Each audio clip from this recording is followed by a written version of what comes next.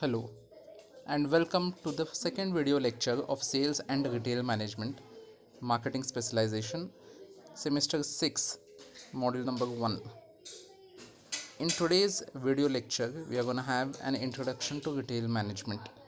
As I've told you in my previous lecture that your syllabus is divided into two parts, part A and part B. Part A consists of retail management, which covers model number 1, 2 and 3, and then you have part B, which covers model number 4 and 5.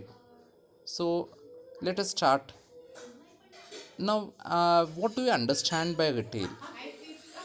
Retail involves all the activities involved in selling goods or services directly to the final consumer for their personal and non business use.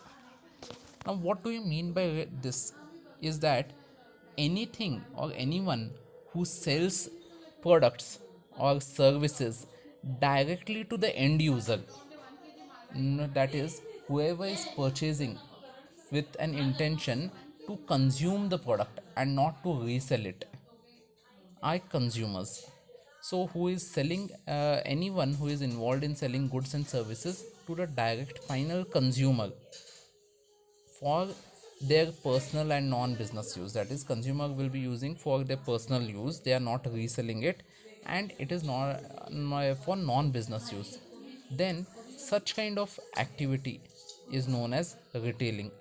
A retailer is always the last middleman in the chain of distribution of goods to consumers.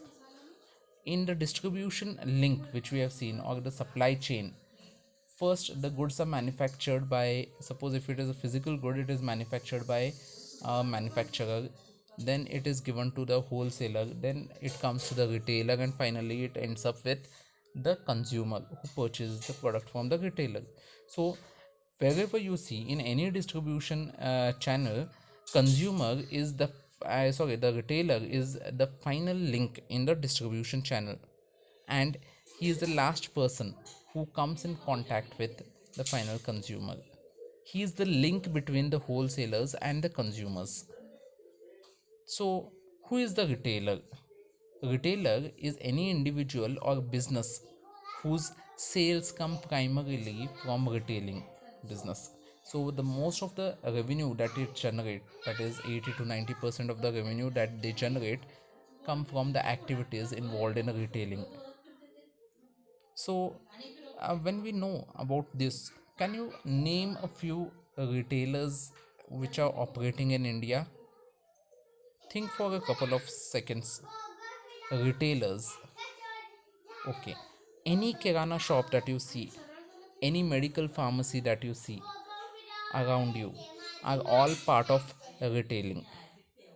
The big bazaar store, D-Mart store, Reliance Smart are all involved in the retailing activities. Though some of the consumers who are coming there, or at least people who are purchasing products from them, are purchasing with an intention to resell, but that is a very minute portion. Most of the people who are purchasing products from D-Mart, Reliance Store, or maybe even Big Bazaar are purchasing items with an intention of uh, using it for themselves and not to resell it. So that is why all these people come under retailers, or all these are retailers, they are involved in retailing. So, when we see these things, let us see the supply chain. As I've seen, we have seen earlier also in marketing management, sorry, principles of marketing, a distribution channel looks like this. Manufacturers manufacture the item or goods or services, and then they give it to the wholesalers, or they sell it to the wholesalers. Wholesalers purchase in huge bulk from the manufacturers, and then they supply to various retailers. Sometimes you may also have certain distributors and sub distributors under wholesalers, but wholesalers generally give it to retailers, that is the various shops which you see. It is the end user or the consumers who go to these shops and purchase it.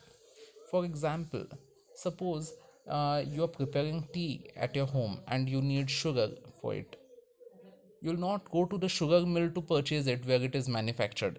You will go to the nearby shop to purchase sugar, and you purchase sugar in small packets like half kg, 1 kg, 2 kgs, and so on. You will not purchase one truckload of sugar. So, end users generally purchase in small amounts and from the nearby stores, and these stores are nothing but retailers.